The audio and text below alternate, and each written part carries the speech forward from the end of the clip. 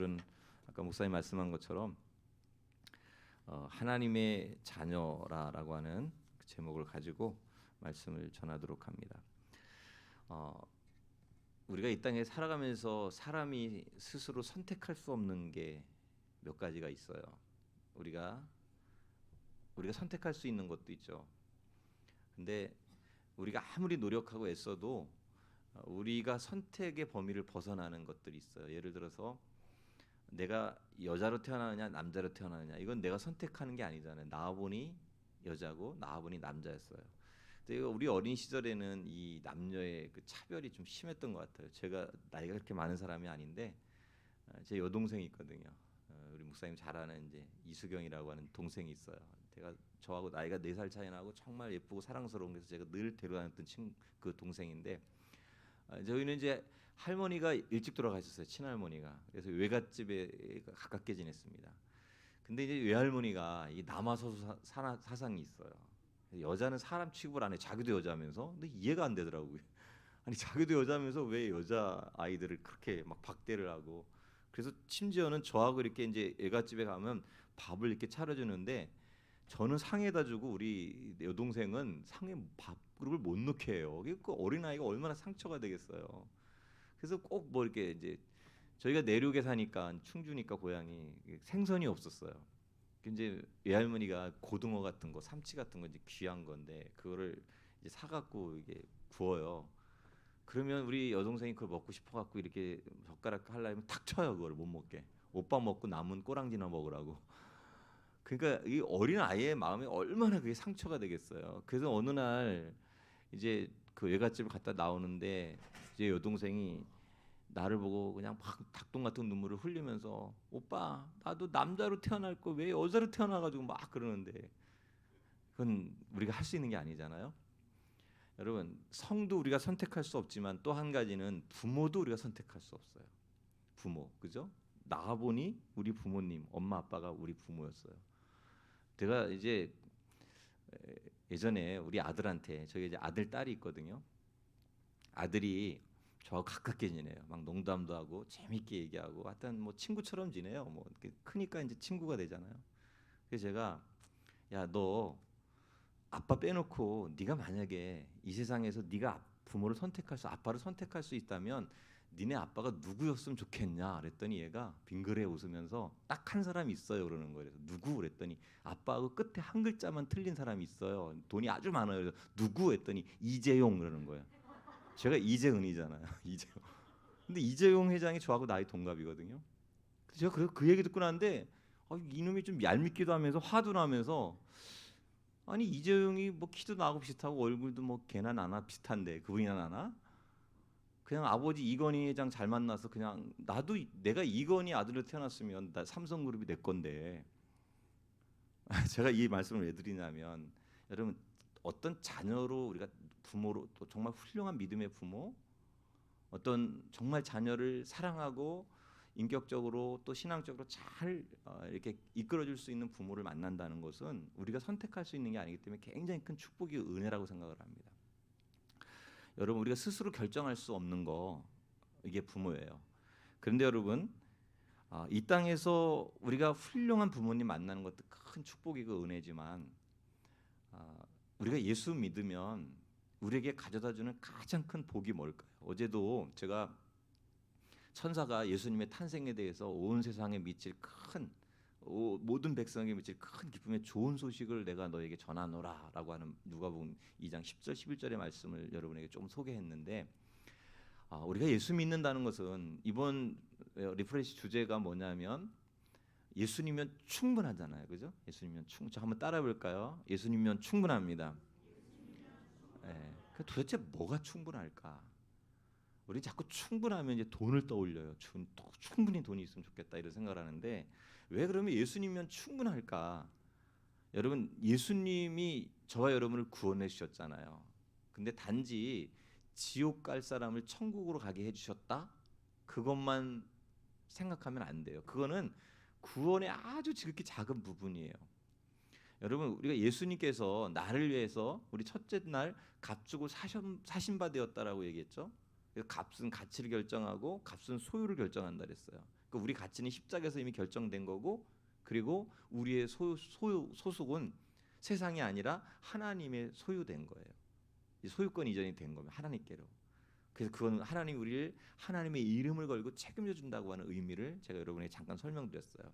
자, 예수님께서 저와 여러분을 위해서 십자가에 자기 생명을 내어 주신 그 놀라운 복음, 오늘 마지막으로 그 복음이 우리에게 왜 그렇게 큰 기쁨의 좋은 소식이 될까? 그것은 여러분, 우리가 하나님의 자녀가 되었다는 이 놀라운 사실 때문이에요. 이게 복음이 가져다 준 가장 놀라운 결과예요. 잘 안 믿어지죠, 여러분? 내가 하나님의 자녀 되었다는 거. 이게 정말 믿어지면 정말 우리 삶이 이렇게 살 수는 없어요. 진짜예요. 이게 진짜 믿어지면. 요한복음 1장 12절 13절에 보면 이런 말씀이 있어요. 영접하는 자, 곧 그 이름을 믿는 자들에게는 하나님의 자녀가 되는 권세를 주셨으니, 여러분 하나님의 자녀가 되었다라고 얘기하지 않고 뒤에 뭐가 붙어요? 권세가 붙어요. 하나님의 자녀가 되는 권세를 주셨다는 거예요. 오늘 이 권세가 뭔지를 좀 살펴보려고 하는데, 여러분 그런데 13절에 보면 이 하나님의 자녀가 되는 권세, 아까 제가 우리가 부모를 선택할 수 없다 그랬죠. 근데 여러분 하나님의 자녀가 되는 권세, 이는 혈통으로나 육정으로나 사람의 뜻으로 나지 아니하고 오직 하나님께로부터 난 자들이니라라고 성경은 얘기해요. 자, 혈통, 육정, 어떤 우리 육체의 상태, 어떤 조건, 이런 것들 때문에 하나님의 자녀로서 우리가 선택된 것이 아니다라고 얘기를 해요. 오직 하나님으로부터 났는데, 자, 이게 얼마나 놀라운 일인가. 세상이 여러분 살아가기 힘든 이유는 왜 힘드냐면 어떤 선택을 받기 위해서는 조건을 갖춰야 되기 때문에 세상 사는 게 힘들어요. 우리 이제 어르신들은 뭐 이제 어디서 선택받아야 될 일은 별로 없잖아요, 그죠? 뭐 우리 한번 옛날에 생각해 보세요. 우리 어르신들 그 남편이 나를 선택할 때 뭐 얼굴 본 사람도 있고 키 본 사람도 있고 뭐 성품 본 사람도 있고 믿음 본 사람도 있고 하여튼 조건이 다 있었을 거예요. 근데 지금 이제 우리 어르신들 정도 되면 뭐 누구한테 선택받을 일도 없고 그러니까 별로 이렇게 와닿지 않는데, 우리 손자나 아니면 우리 아들 딸들이 이제 계속 인생은 선택의 그 여정이에요. 끊임없이 누군가로부터 선택받아야 돼요. 뭐 학교도 선택해야 되고 취업도 선택받아야 되고 결혼할 때도 누군가로부터 선택받아야 되고, 끊임없는 선택의 여정 가운데 우리가 살아갑니다. 그래서 인생이 힘든 이유는 선택을 받기 위해서는 그 선택하는 사람들이 마음에 들게끔 자격과 조건을 갖춰야 되는 게 진짜 힘든 거예요. 그래서 우리 교회 청년하는요 어느 날 저한테 와가지고, 목사님 자격증 또 땄어요. 그래서 너 자격증 그렇게 많은데 왜 또 따냐 그랬더니, 이래야만 선택받아요. 그래서 자격증 너 몇 개야 그랬더니 10개래요. 뭐 별의별 자격증 다 갖고 있더라고. 심지어는 27살짜리가 공인중개사도 있어요. 그것이 따기 힘들다면서요. 하여튼 뭐 별의별 자격증은 다 있어요. 근데 요즘은 또 뭐 하냐 했더니 대형 면허를 딴다며. 대형 면허. 너 뭐 하려고 그랬더니 따놓으면 다 필요하다는 거예요. 좀 안쓰럽더라고요. 얘가 얼마나 그냥 사람들에게 선택받으려고 하면 이렇게 어떤 조건을 갖춰야 되나. 좀 안쓰러운 거예요. 인생이 참 힘든 거죠. 20대부터. 제가 아는 우리 같은 지역에 목회하는 목사님이, 이제 교회가 이렇게 큰 교회는 아닌데 이렇게 모니터 있잖아요. 저 뒤에 큰 텔레비전 모니터, 교회에 이제 맨날 이렇게 프로젝터를 쓰니까 권사님들이 잘 안 보여요. 그래서 이 환하게 이제 모니터를 좀 설치하려고 이렇게 프로젝터 말고 이제 저런 텔레비전 모니터를 하려고 하는데, 이제 어느 우리나라 가전 회사를 갔어요. 갔더니 거기서 영업사원이 하는 말이 뭐냐면, 손님, 어떤 특정한 신용카드가 있으면 이게 굉장히 세일이 되고 되게 싸게, 그리고 포인트도 막 엄청 적립해주고 그런다라고 하는 얘기를 듣고 나서 이분이 이제 그런 신용카드가 없었어요. 해당되는 게. 그래서 이제 신용카드 회사에 전화를 해서 이제 신용카드를 신청하려고 해서 막 다 뭐 불러주고 요구하는 거 다 해주고 했는데, 나중에 직업을 물어보더래요. 근데 혹시 직업은 뭐야 했더니 목사라 했더니 안 돼요 그러더래요. 목사는 신용이 없어요. 직업으로 안 봐줘요. 진짜 은행 거래도 대출도 안 해줘요, 은행에서. 그래서 너무 마음이 슬프더래요. 신용카드도 하나 안 만드는데 뭐 잘못한 것도 없고 죄진 것도 아니고 그냥 목회 열심히 해서 지금까지 왔는데, 아니 신용카드도 하나 안 만들어주고 내가 신용카드도 발급받을 자격이 안 되는가. 그래서 너무 막 슬프고 우울하고 막 짜증나고, 그런데 하나님이 자기에게 망치로 머리를 빵 때리더래요. 야, 너 세상에서는 신용카드도 자격이 미달돼서 안 발급해 주는데 내가 너를 구원해 줬잖아. 너를 나의 자녀 삼아 줬잖아. 그 자리에서 펑펑 울면서 감사로 막 찬양하고 하나님께 영광 돌렸대요. 여러분 세상에서는요 자격을 갖춘다는 게 정말 어려워요. 그런데 하나님이 저와 여러분을 하나님의 자녀 삼아 주신 거 얼굴 보고 삼아 주셨을까요?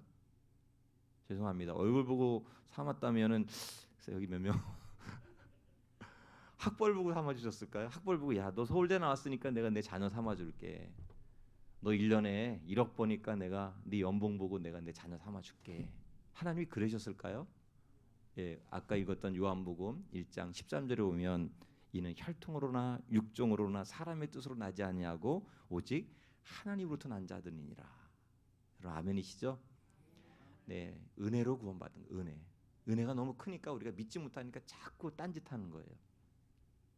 여러분 우리 자녀들 있잖아요, 그죠? 아까 이혜리도 있고 너무 예쁜 아이들이 제가 보니까 너무 사랑스럽더라고요. 우리 집도 아들 딸이 있다 그랬죠? 그런데 자녀잖아요. 제가 낳은 제 자식이잖아요. 근데 우리 아들은요 초등학교 1학년 때부터 계속 전교 1등을 했어요. 근데 우리 딸은요 계속 전교에서 안전장치예요. 어떻게 같은 부모에서 이렇게 가인도 있고 아벨도 있으니까요.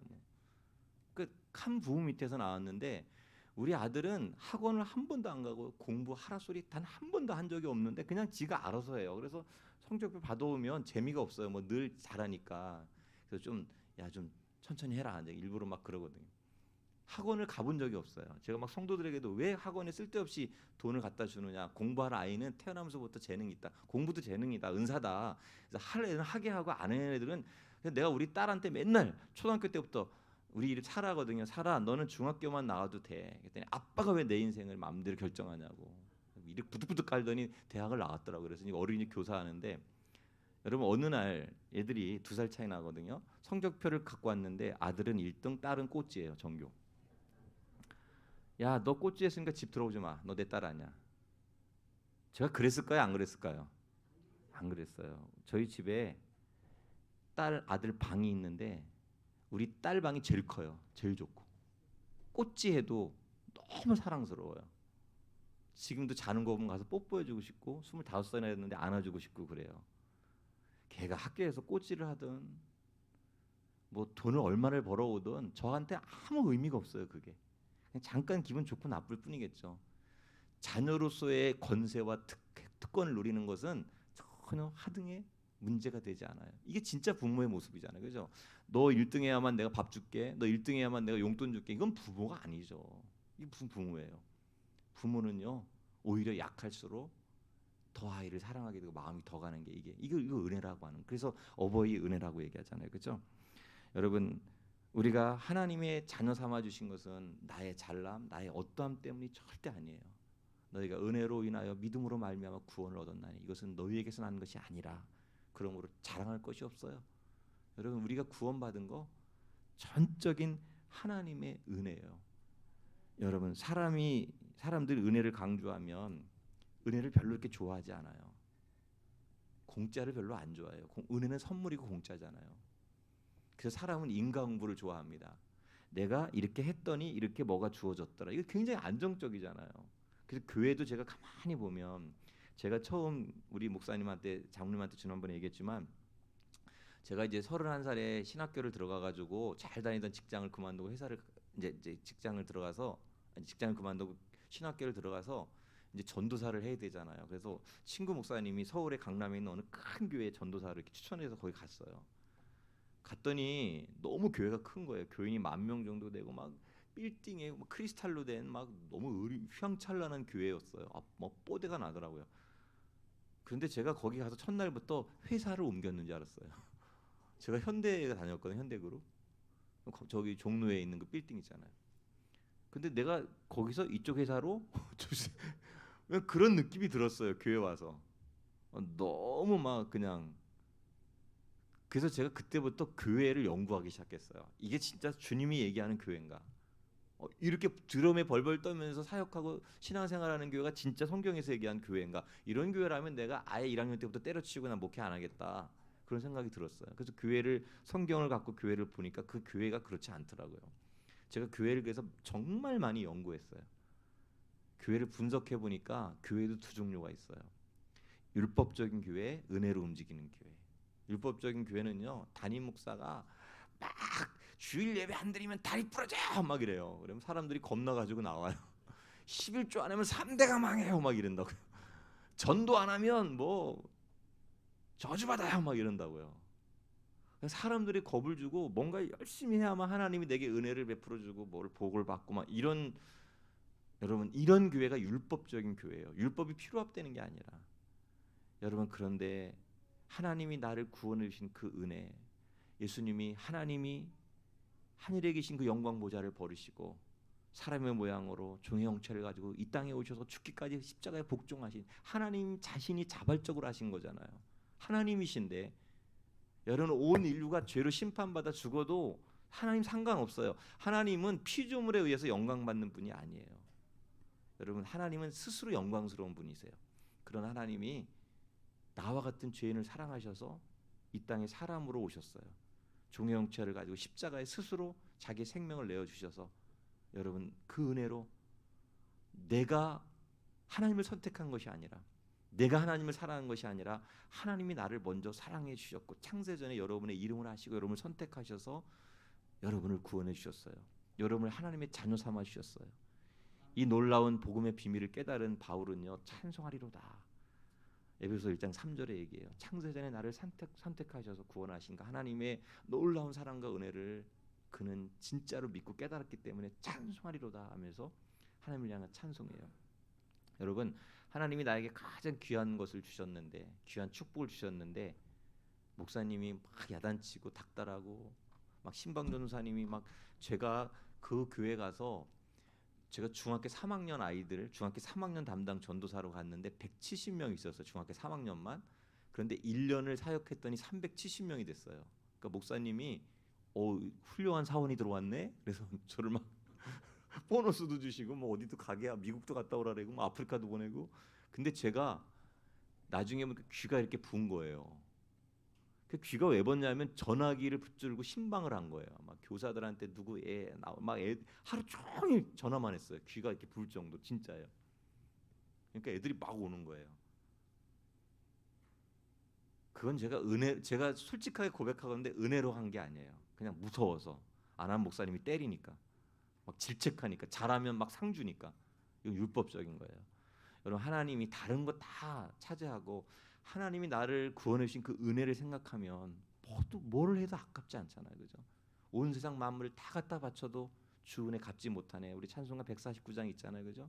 온 세상 만물 다 갖다 하나님께 드려도 그 은혜를 우리가 어떻게 갚을 수 있어요? 그 교회는 여러분 은혜 빼면 교회가 아닌 거예요. 우리가 인과응구에 너무 익숙해져서 순종하면 축복받고 불순종하면 벌받는다. 이거 여러분 그게 아닙니다. 우리는 하나님의 종이 아니라 자녀예요. 그래서 사도 바울은 로마서 8장 15절에 너희는 다시 무수하는 종의 영을 받지 아니하였고 양자의 영을 받았으므로 하나님을 아빠 아버지라 부르짖느니라 라고 얘기를 해요. 우리는 두려워하는 무서워하는 종이에요. 그러니까 교회 신앙생활 하는 사람 보면 두려움에 펄펄 떨면서 하는 사람들이 있어요. 남 의식하면서 하는 사람들이 있어요. 바리새인처럼. 그럴 필요 없다는 거죠. 우리는 하나님의 자녀잖아요. 여러분 우리 자녀가 우리 집에 와서 아빠 눈치 봐요? 냉장고 문 열까 말까, 냉장고 열 먹으면 엄마가 보고칼로다가 나 찌를 것 같고 막 이렇게 겁먹고 뭐 하는 자녀들이 있다면 그 자녀 아니죠. 당당하잖아요. 우리 딸이요, 내가 한참 사춘기 때 지 방에 들어갔더니 내 방에 왜 들어와요? 그래 아빠. 지 방에 내 이름 돼 있는데 그 아파트 제 이름 제 거거든요. 근데 내 방에 왜 들어오느냐요? 너무 당당해요. 제가 개척을 할 때 개척하면 이제 교회가 어렵잖아요. 그래서 이제 처음에 여기 개척을 망원동에서 했거든요, 마포에. 개척이 좀 어려웠어. 사례비도 적게 받고. 그래서 이제 어쨌든 개척하고 나서 너무 애들도 뭐 막 이제 전도도 열심히 하고 그러길래 이뻐가지고 개척 한 3년 차 되던 해 여름 휴가를 처음으로 갔어요. 우리 이번에 강릉으로 여름 휴가 간다. 그래서 강릉에 이제 아빠 친구들이 많으니까 뭐 거기 누가 아는 분이 이게 막 콘도 잡아주고 바닷가 쪽에. 그래서 이제 여기 망원동 마포 구청, 옛날 구청 있는데 그 주유소가 있어서 거기서 기름을 넣고 가다가 이제 휴게소에 들려서 뭐 애들 뭐도 사주고 막 그랬는데 강릉 딱 도착했는데 우리 아들이 심각한 표정으로 나한테 오더니 아빠 돈 지금 68,900원 썼어요. 그래서 얘가 또 수학을 잘해갖고 머리가 암산이에요. 아빠 돈 얼마 남았어요? 걱정돼요. 아빠 우리 휴가 갈 때 서울 갈 수 있어요? 막 이러는 거래서.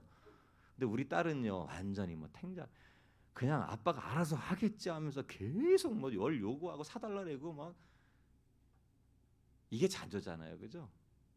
그거 아빠한테 부모한테 맡기고 뭘 눈치를 봐요. 여러분 우리가 전능하신 하나님이 우리 아버지라면서요. 근데 왜 그렇게 지지리궁상으로 신앙생활합니까? 여러분 하나님이 우리 아빠 아버지라고 부르짖느니라고 성경은 우리에게 말씀하잖아요. 자녀에게 중요한 것은 행위가 아니라 자녀라고 하는 신분 자체가 중요한 거예요. 여러분 하나님의 자녀됨, 하나님의 자녀로서 대우를 받는다. 자녀가 잘해서 돌보는 게 결코 아닙니다. 이미 이것은 십자가에서 다 끝난 거예요. 우리의 검증은. 여러분 십자가에서 이미 우리가 하나님의 자녀 될 만한 충분한 자격을 다 주님이 지불하셨어요. 우린 누리면 되는 거예요. 하나님의 자녀로서의 특권을, 이 권세를 누리면 되는 거예요. 그래서 주님이 하나님의 자녀로서의 권세를 우리가 가졌다라고 얘기하는 겁니다. 제가 북유럽 가면서 그 뭐죠? 크루즈 배를 타봤어요. 처음으로 난생 처음으로. 근데 저는 멀미를 심하게 해가지고 배를 타는 걸 별로 안 좋아해요. 근데 크루즈가 어마어마하게 사람이 뭐 거의 몇천 명이 들어가는 큰 정말 엄청난 그 크루즈를 이제 덴마크에 타고서 이제 노르웨이 쪽으로 이렇게 가는데 크루즈 좋더라고요. 안에 다 있어요. 그냥 막 돈 낼 필요도 없고 뭐 뷔페 나오고 뭐 먹을 거 다 있고.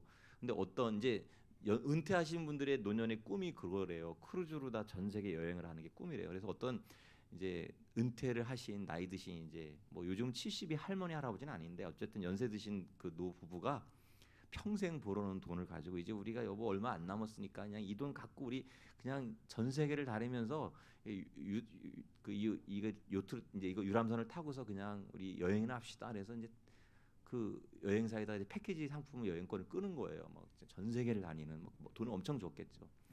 근데 같이 간 이제 일행들이 보니까 이 할머니 할아버지가 식사를 안 하시는 거예요. 계속 굶는 거예요.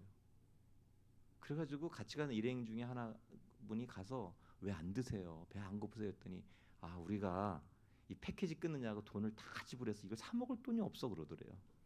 그 패키지인데 누리면 되는데 여러분 우리가 지불할 거 하나도 없어요.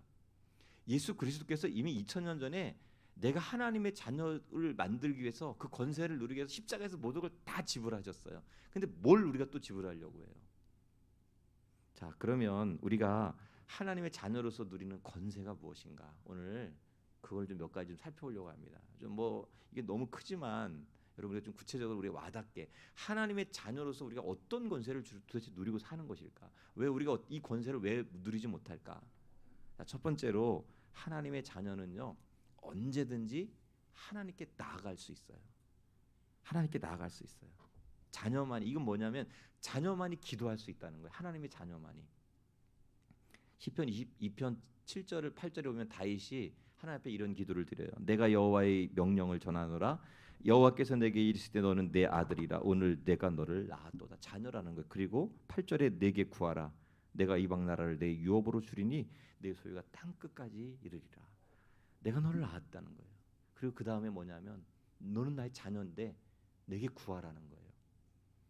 여러분 세상 사람들은요 사실 세상 사람들이 힘든 이유는 뭐냐면 내 마음을 어디 가서 토로할 사람이 없는 거예요. 구할 대상이 없어요. 그래서 제가 종로에서 오래 살았는데 여기 가면 인왕산 아시죠? 인왕산? 제가 인왕산 밑에서 꽤 오래 살았는데 저희 집이 그 무학빌라라는 인왕산 밑에 있었거든요.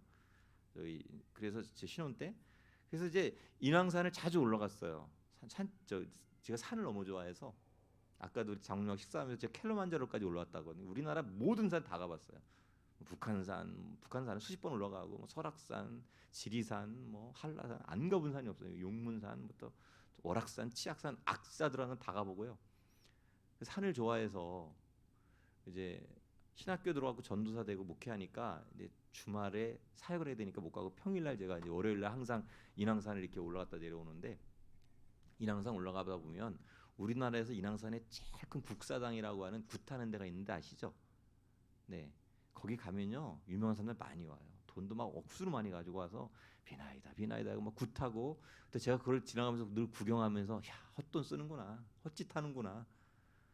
그리고 더 올라가다 보면 뭐 아들 바위가 있어요. 또 뭐 거기다가 절하면 아들 난대. 비나이다 비나이다. 오다 보면 또 무슨 신성한 무슨 소나무가 있어요. 거기 뭐 막 쌀가루 같은 거 돈 갖다 놓고 또 비나이 촛불 켜놓고 비나이. 지금은 그거 이제 뭐 자연 환경 문제 때문에 싹 못하게 금지였는데 그때 90년대까지만 해도 90년대 말 2000년대 초까지만 해도 거기 인왕산에 그런 사람들 너무 많았어요. 막 바위에게 절하고 비나이다 비나이다 뭐 막 소나무에 절하고 비나이다 비나이다 허공에다가 뭐 너무 안쓰럽고 안타까운 거죠. 왜 그래요? 그 사람들은 기도할 대상이 없는 거예요. 하나님을 모르는 거예요. 아까 우리가 읽었던 말씀 중에 보면 요한일서 3장 1절 보라 아버지께서 어떠한 사랑을 우리에게 베푸사 하나님의 자녀라 일컬음을 받게 하셨는가 우리가 그러하도다 그러므로 세상이 우리를 알지 못함은 그를 알지 못함이에요. 하나님 몰라요. 우리는 하나님을 알잖아요. 자녀기 때문에. 그러니까 우리가 하나님의 자녀로서 누리는 가장 놀라운 특권과 권세는 하나님 앞에 나가서 기도할 수 있다는 거예요. 그런데 제가 경험상으로 많은 사람들이 기도를 너무 힘들어해요. 새벽 예배 끝나고 이제 설교 끝나고 주기도문 하고 개인 기도하고 돌아가세요 하면은 제가 실눈을 뜨고 이렇게 보면 거의 태반은 그냥 가요. 할 말이 없대요. 기도를 굉장히 힘들어해요. 기도를 아주 무거운 짐으로 여겨요. 근데 여러분 기도는 짐이 아니라 특권이에요. 우리의 권리라고요. 하나님 자녀만이 누릴 수 있는 권리예요. 자, 제가 예전에 첫 서울에서 이제 일산에서 개척을 할 때 일산에 가면 뉴화라고 하는 그 이제 쇼핑센터가 있어요. 그 옆에 바로 교회가 있었거든요. 상가 한 층을 사서 교회를 했는데 그러다 보니까 뉴화에서 이제 여러 가지 뭐 이벤트들이 많은데 어느 날 교회를 이렇게 가는데 사람들이 뉴화를 아주 그냥 둘러쳐서 몇백 미터가 줄을 서 있는 거예요. 막 삐삐 놀라서. 뭔가 봤더니 뭐 그 뉴화가 이랜드 그룹인데 거기 창립 몇 주년으로 해가지고 거기 오는 사람들에게 벌써 한 몇 주 전부터 이게 쿠폰을 나눠줬나 봐요. 새벽 예배 그렇게 특별 예배고 뭐고 그렇게 나오라고 안 나왔던 권사님이 거기 서 있는 거예요. 그 제가 지나가다가 그것도 일찍이었거든요. 그 뭐 제가 보니까 새벽 예배 때 그 시간부터 서 있던 것 같아요. 사람들이 선착순으로 뭘 준다고 좋은 거. 제가 권사님 여기 와 있었더니 이게 쿠폰인데 이거 안 하면 오늘 안 쓰면 뭐 이거 뭐 권리를 못 누린대요 그러는 거예요. 세상에서 권리 무시하고 포기하는 사람 없잖아요. 우리가 가끔 뭐 카드 쓰면은 혜택에 보면 이게 뭐 포인트 주거나 아니면 뭐 주잖아요, 그죠? 상품권 같은 거 가끔 이렇게 주더라고요.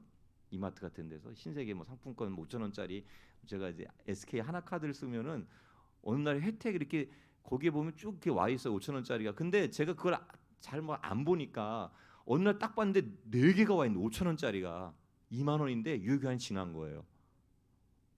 제 마음이 얼마나 막 잠이 안 오는 거야. 이 특권을 놓치다니 이 멍청한. 여러분 기도가 특권이에요. 여러분 하나님의 자녀만이 누릴 수 있는 특권이에요. 이거를 우습게 여기고 사람들이 이거를 짐으로 여기니까 기도가 안 되는 거예요. 그냥 기도할 말 없어도 여러분 예수님께서 가르쳐 주신 기도 주기도문이잖아요. 하늘에 계신 우리 아버지요. 아버지 이름만 불러도 돼요. 하나님 우리 있어야 할 것을 다 아시는 분이잖아요. 그죠? 있어야 할 것을 우리가 이방인들처럼 중언부언하고 비나이다 비나이다 하지 않아도 하나님은 다 아세요. 단지 그분이 우리 하나님 아버지라는 것만 우리가 인정해 드리면 돼요. 우리가 자녀라는 거. 저희 집에 자녀가 둘이 딸 있죠. 근데 아들이 엄마하고 정말 친해요. 저하고도 친하지만 이제 제가 그냥 상상해봤어요. 만약에 누가 와서 총 들고 아빠 죽여 엄마 죽여 그러면 걔는 1초도 안 소리고 아빠 죽이세요 그럴 것 같아요. 저하고 친하긴 하지만 엄마하고 정말 친해요. 둘이 방에 들어가서 뭐 이렇게 쏙닥쏙 제가 저 욕하는 줄 알고 가서 옆 듣고 그러거든요.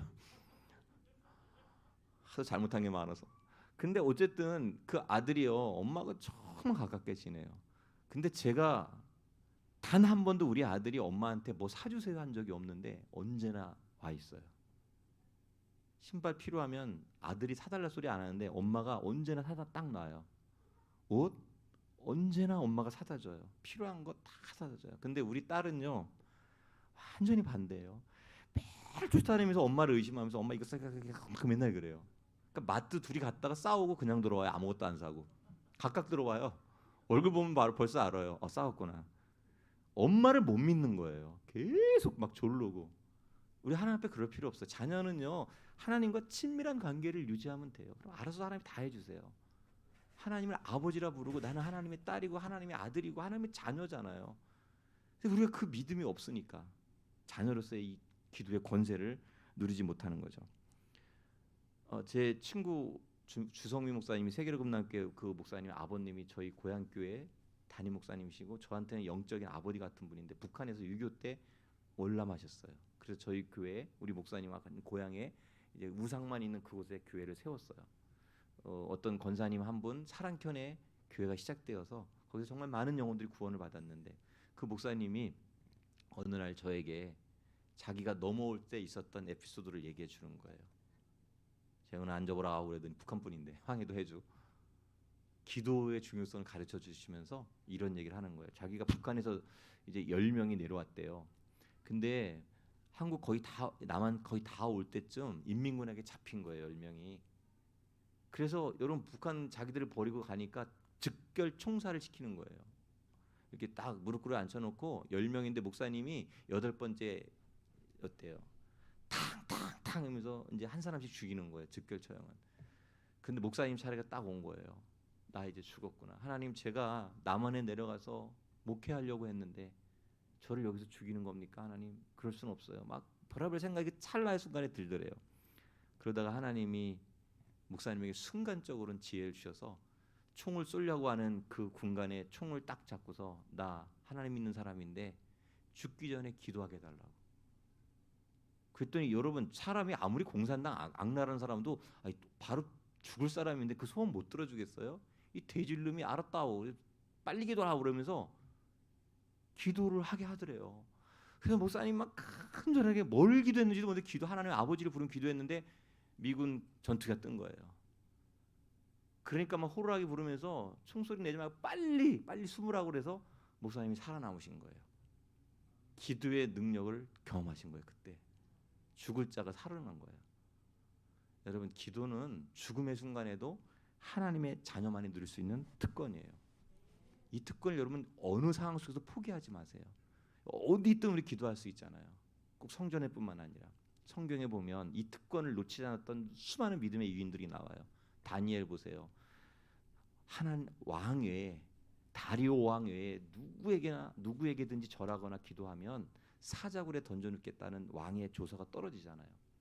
알아요. 알고도 여러분 자기 방에 가서 예루살렘을 향해 창문을 활짝 열고 하나님께 기도하고 감사했어요. 여러분 기도하면 죽는다는 걸 알고도 기도하잖아요.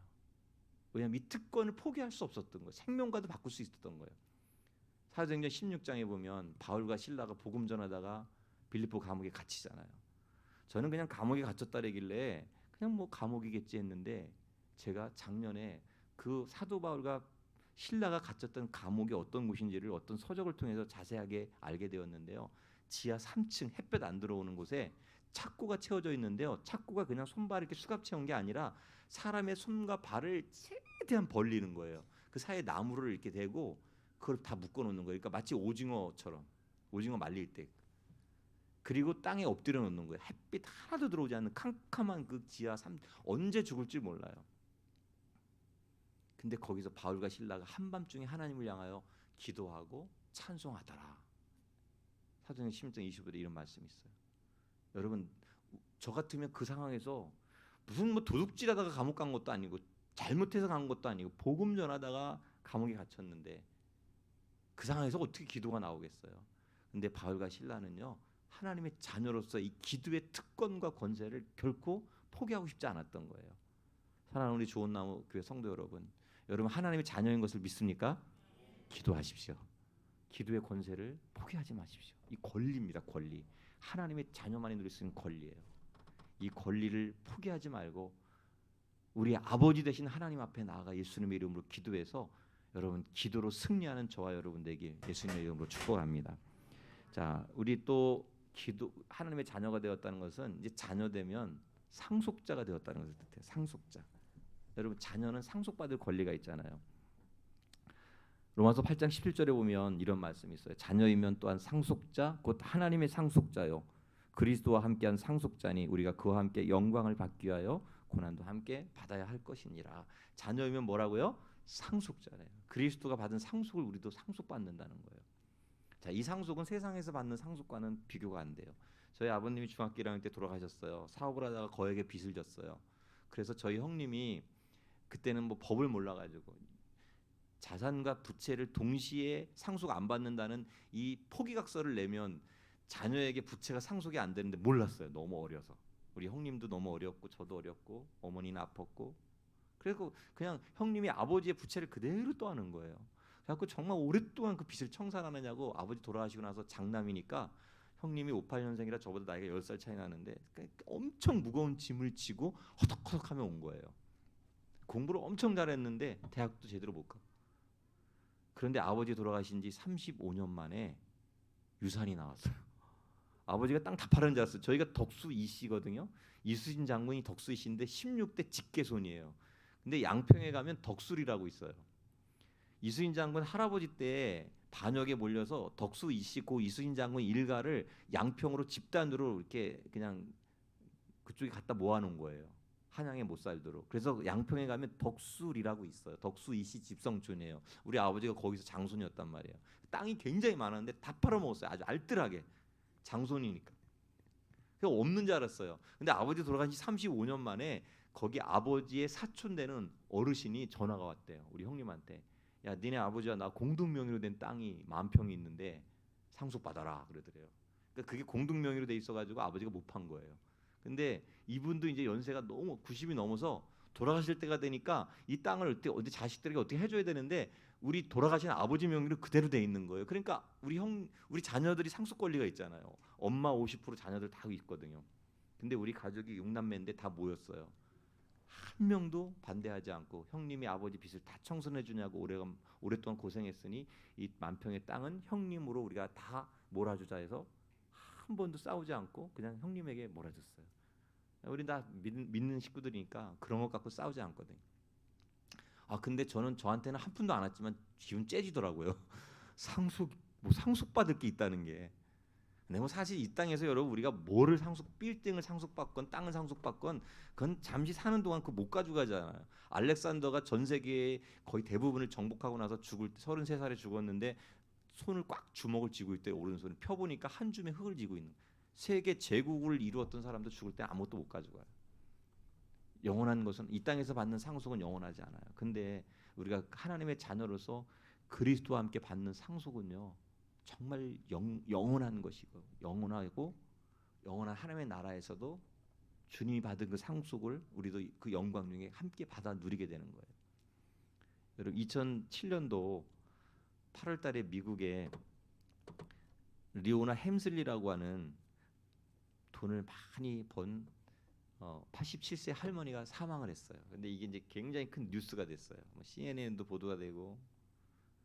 근데 왜 뭐 사람이 많이 죽는데 왜 이 리오나 햄슬러라는 할머니의 죽음이 그렇게 화제가 됐냐면 이분이 자식도 없고 남편도 없고 평생 악착같이 뭐 부동산을 통해서 돈을 벌어서 재산이 약 한 120억 정도 되는 재산을 갖고 있었대요. 돌아가실 때쯤. 87년도니까 큰 돈이죠.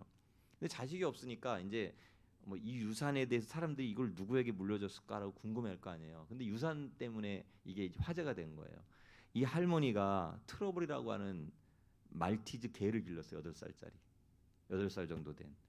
근데 자기가 이제 이 말티즈보다 나이가 많으니까 80세니까 먼저 죽을 거라는 사실을 알고 미리 살아 생전에 변호사를 데려다가 유산을 120억을 어떻게 물려야 될지를 상속 이제 유산을 다 써서 공증까지 받아서 변호사한테 맡겨놓은 거예요. 할머니가 돌아가시고 나서 유산을 이렇게 이제 변호사 공증에 의해서 보니까 이 120억 중에서 80억을 이 트러블이라고 하는 개한테 상속해 주라고. 그리고 남은 40억을 이 할머니의 먼 6촌뻘 되는 친척이 하나 있었는데 그 사람을 40억을 유산을 상속해 줬는데 조건은 뭐냐면 이 트러블 개를 잘 지켜주고 보호해주고 돌봐주라는 조건으로 40억은 이제 자기 조카한테 사촌한테 주고 나머지는 80억을 개한테 물려준 거예요. 부럽지 않아요, 개가? 여러분 하다못해 개도요. 부모 잘 만나면 유산 상속받잖아요. 근데 여러분 우리가 하나님이 성경에 분명하게 말씀하잖아요. 자녀이면 또한 상속자여 곧 하나님의 상속자라. 세상의 영광, 세상의 상속은 다 언젠가 살아 없어지고 영원한 것이 없고 썩어 없어질 것이에요. 살아가는 동안만 우리에게 필요한 거죠. 근데 우리가 하나님 안에서 하나님의 자녀로서 예수 그리스도와 함께 받는 그 상속은 영원해요. 하나님의 그 영광의 나라의 영원토록 누리는 그런 영적인 자산이에요. 여러분, 그래서 하나님을 진짜 믿고 하나님의 자녀로서 이 상속을 바라보고 살아가는 사람들은요, 땅에 연연하지 않고 땅에 매이지 않아요. 제가 98년도 아프리카 케냐 탄자니아를 선교를 갔는데, 탄자니아에 갔더니 어떤 예부장한 선교사님 하나가 오른팔이 없는 분이 의료 선교 팀에 소속돼서 선교를 하고 있는 거예요. 어떤 의사 선생님이 의료 선교사로 나왔고, 거기 팀에서 아주 열악한 지역에서 의료 선교를 돕고 있는 거예요. 나이가 한 40대 초로 보이는 정말 예쁘게 생긴 여성 선교사님이었어요. 궁금하잖아요. 팔이 없는데 어떻게 된 걸까? 밤이 됐는데 그분이 자기 간증을 하는 거예요. 연세대학교 의대 레지던 인턴 때 자기 교회 신촌의 어떤 교회를 다녔는데, 교회 의료 선교팀이 탄자니아로 의료 선교를 나온 거예요. 그런데 여러분, 제가 아프리카 가봤더니 아프리카는요, 도로가 국제 기후나 미국 같은 선진국에서 도로를 닦으라고 돈을 주면, 2차선 닦으라고 돈을 주면 정부 관료들이 다 띵겨 먹고 1차선밖에 안 닦아요. 그래서 도로에 차선이 없어요. 차가 이렇게 차선이 없으면 지나가다 위험하잖아요. 그러니까 서로 깜빡이를 켜주면서 알아서 비켜가요. 그런데 차가 에어컨도 없고, 그러니까 사람들이 창문을 다 열고 팔을 한쪽으로 이렇게 내놓고 다닌단 말이에요.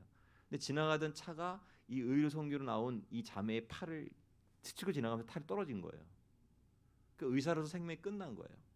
여러분 생각해 보세요. 내가 의료 선교를 나갔는데 이런 사고를 당했다면 이게 하나님 계신 거예요? 막 원망하고, 이 자매도 돌아와서 이제 의사로서의 꿈도 다 사라지고, 침상에서 매일처럼 하나님 원망하고 저주하고 나 죽여달라고 막 자살을 몇 번 결심했는데, 그러다가 예수님 만난 거예요.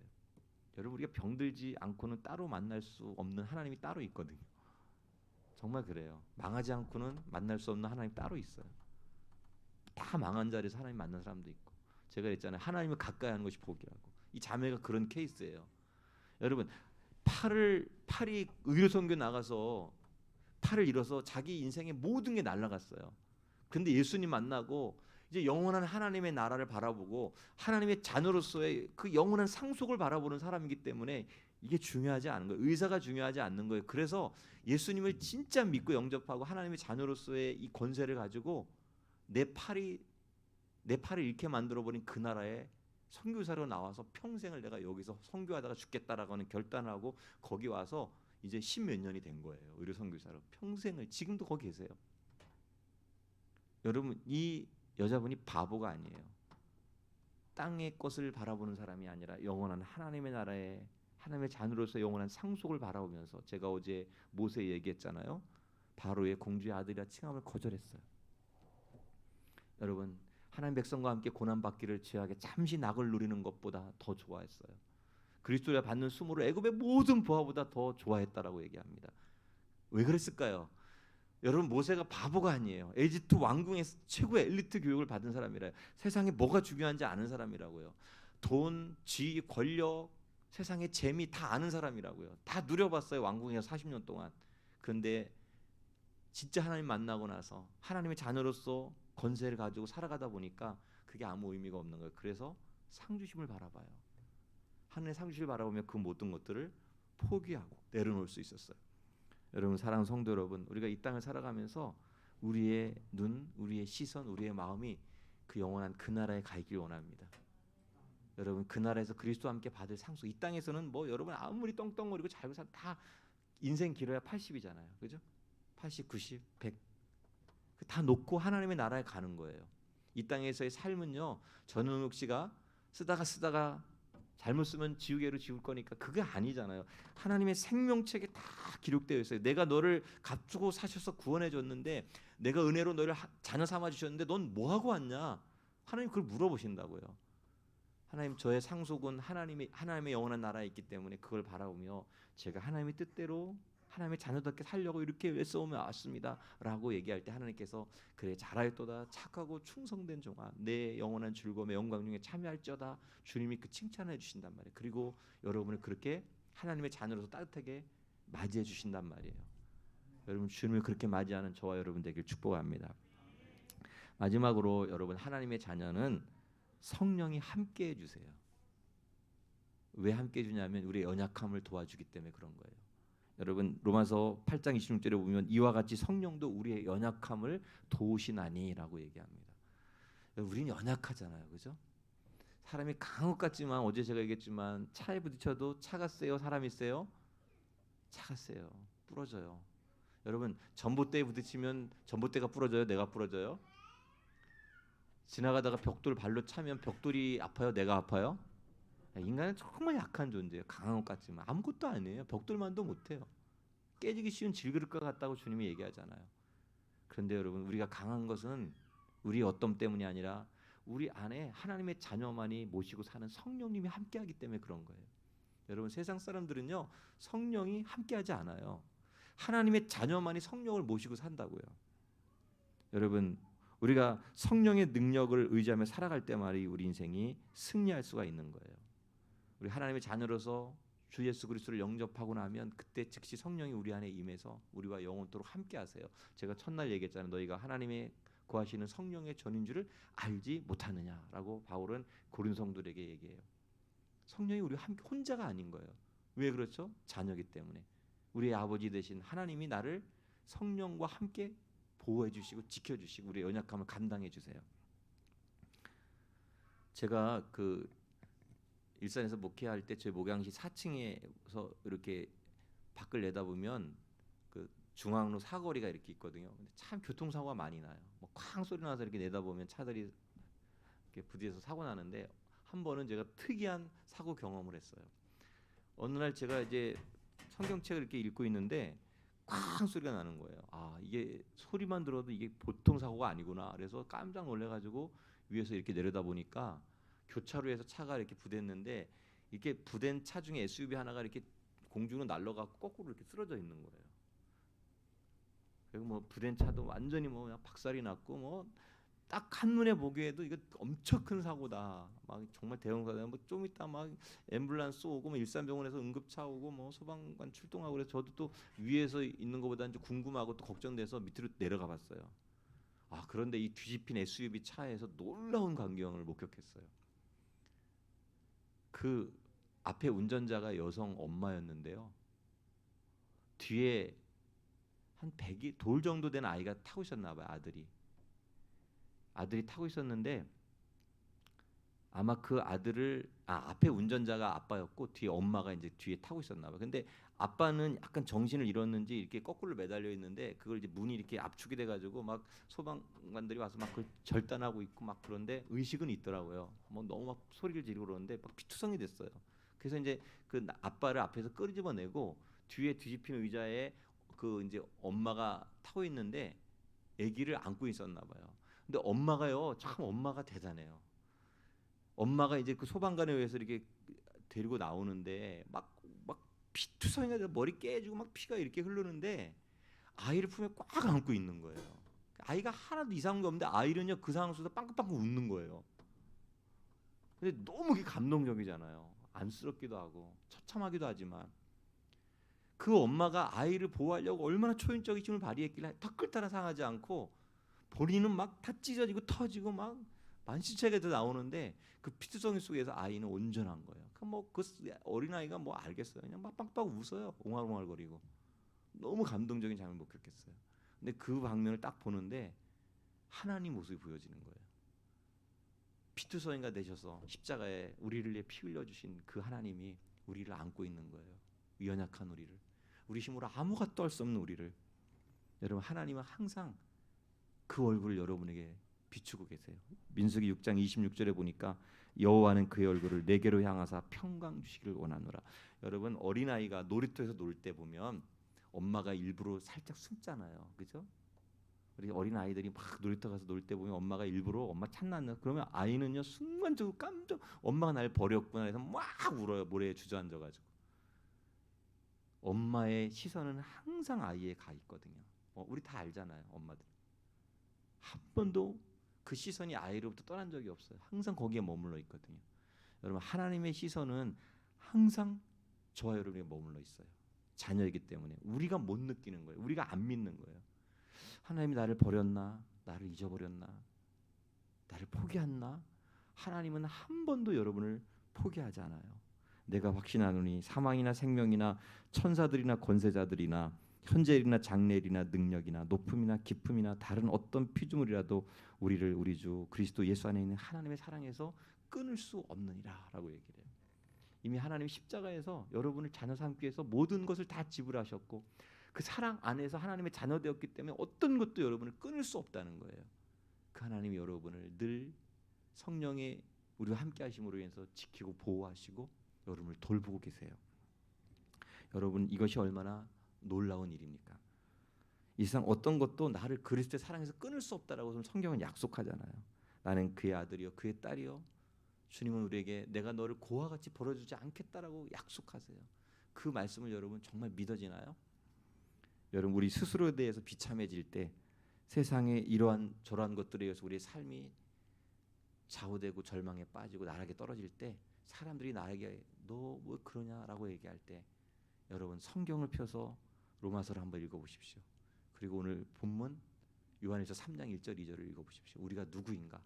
이 정체성을 잃어버리면 우리는 세상에 이리치고 저리치고 아무것도 아닌 존재처럼 우리 실제로 그런 존재니까 그렇게 우리는 절망 속에 한탄하며 살아갈 수밖에 없지만 내가 하나님의 자녀라고 하는 이 분명한 믿음을 갖고 있으면 여러분이 세상에서 담대할 수 있어요. 세상의 모든 것들을 이길 수 있어요. 바울과 실라처럼 다니엘처럼 모든 상황 속에서 하나님께 기도하며 찬송할 수 있어요. 이게 그리스도의 신비 아닙니까? 여러분 잘 돼서 찬송하는 건 누구나 하잖아요. 그런데 정말 절망 중에서 실패 속에서도 찬송할 수 있다면 사람들은 궁금해하잖아요. 저 사람은 뭔데? 바울과 실라가 감옥에서 찬송할 때 죄수와 간수들이 다 듣더라라고 얘기해요. 도대체 저들은 뭔데 이 상황 속에서 찬양하고 기도하지 감사하지? 궁금해하잖아요. 아 하나님이 계시는구나. 하나님의 자녀구나. 하나님의 아버지라 부르기 때문에 저렇게 할 수 있구나라는 것을 사람들에게 보여줄 수 있는 거예요. 이제 여러분 우리가 왜 예수님이면 충분합니까? 왜 예수님이 저와 여러분을 값주고 사셨습니까? 하나님의 자녀 삼기 위해서예요. 그래서 여러분을 돌보시고 보호하시고 여러분의 연약함을 담당하시고 언제든지 우리가 아버지의 이름을 부르며 하나님 앞에 나가 기도할 수 있고 자녀로서의 그 모든 상속을 주님이 받았던 그 영광의 상속을 그 영원한 상속을 받을 수 있는 그 권리를 그 은혜를 저와 여러분에게 주신 거예요. 이제 여러분 이 정체성을 분명히 가지고 하나님의 자녀로서 이 권세를 가지고 세상 앞에 승리하는 저와 여러분 되길 주님의 이름으로 축복합니다. 네, 우리 십자가 그 사랑 멀리 떠나서 우리 찬양 부르고 우리 마지막으로 우리 하나님의 자녀 오늘 말씀 들었습니다. 말씀 읽지 않고 우리가 하나님의 자녀로서의 정체성을 가지고 신분의식을 가지고 살아갈 수 있게 해달라고. 이것은 나의 어떠함 때문에 된 것이 아니라 하나님의 전적인 은혜로 하나님의 자녀가 된 거예요. 이것은 결코 포기되어 줄 수 없고 이 자녀의 지위를 우리가 잃어버릴 수 없어요. 하나님의 자녀는 언제든지 하나님께 나아가 기도의 특권을 누릴 수 있고 또 예수님과 함께 하나님의 상속자로서의 그 영원한 나라의 상속을 받을 수 있는 자격이 주어지게 됩니다. 땅에 연연하지 않고 땅에 일어나는 일들에 우리가 일희일비하지 않게 해달라고. 또 성령이 하나님의 자녀에게만 함께 해주세요. 우리 연약함을 도와주셔서 24시간 365일 영원토록 성령은 우리와 함께 하십니다. 우리 연약함을 돕기 위해서예요. 이 하나님의 자녀로서의 능력을 가지고 세상 앞에 우리가 승리하는 자들로 살아가게 해달라고. 찬송하며 기도하며 살아가는 믿음의 사람들이 되게 해달라고. 우리 찬송 부르고 기도하고 마치겠습니다.